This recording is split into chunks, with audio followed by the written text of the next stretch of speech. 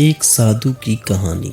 प्रेरणादायक कहानी। एक बहुत पुराने समय की बात है। एक गांव में एक साधु रहते थे जो भगवान पर बहुत विश्वास करते थे। वह साधु पेड़ के नीचे बैठकर भगवान की साधना में लीन थे। तभी अचानक वहां बाढ़ आ गई।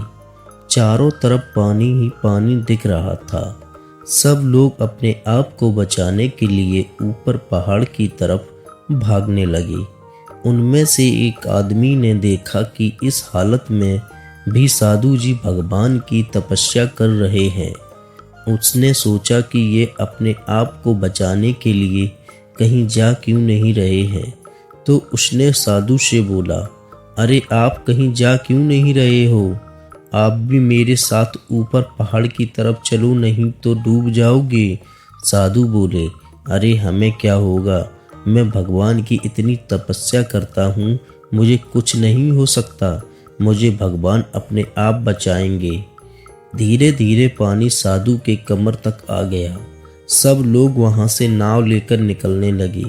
तो उनमें से एक ने साधु से कहा, अरे पानी आपके कमर तक आ गया है, आप हमारे साथ चलो। तो साधु ने कहा कि नहीं नहीं नहीं, भगवान मुझे अपने आप बचाएगा। और वह नाव वाला भी वहां से निकल गया। कुछ देर बाद पानी इतना बढ़ गया कि साधु के सर तक पहुंच गया और बाढ़ में फंसे लोगों को बचाने के लिए हेलीकॉप्टर भी आ गए।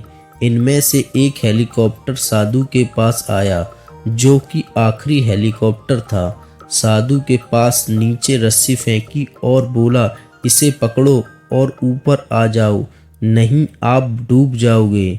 यह आखिरी हेलीकॉप्टर है और आपके पास में दूसरा कोई रास्ता नहीं है।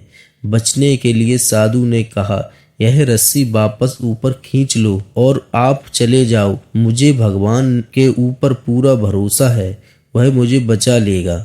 पानी काफी ऊपर आ गया, पेड़ डूब गया और साधु की भी डूबने से मौत हो गई।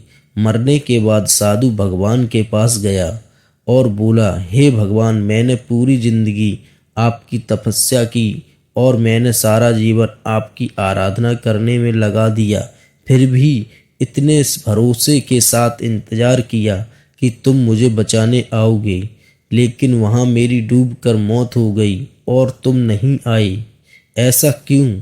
भगवान बोले, मूर्ख इंसान, एक नहीं 3 बार आया था, वो तीनों बार मैं ही तो था।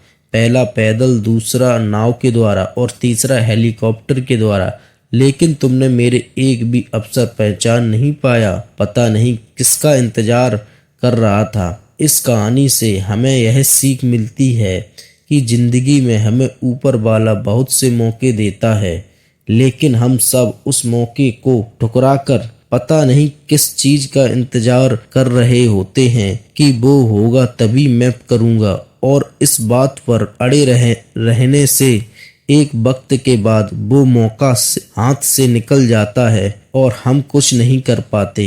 तो किसी भी अच्छे समय का इंतजार मत करो, जो भी करना है आज और अभी से ही शुरू कर दो। दोस्तों, हमारी स्टोरी कैसी लगी? अगर अच्छी लगी हो तो लाइक करें, शेयर करें और चैनल को सब्सक्राइब करें।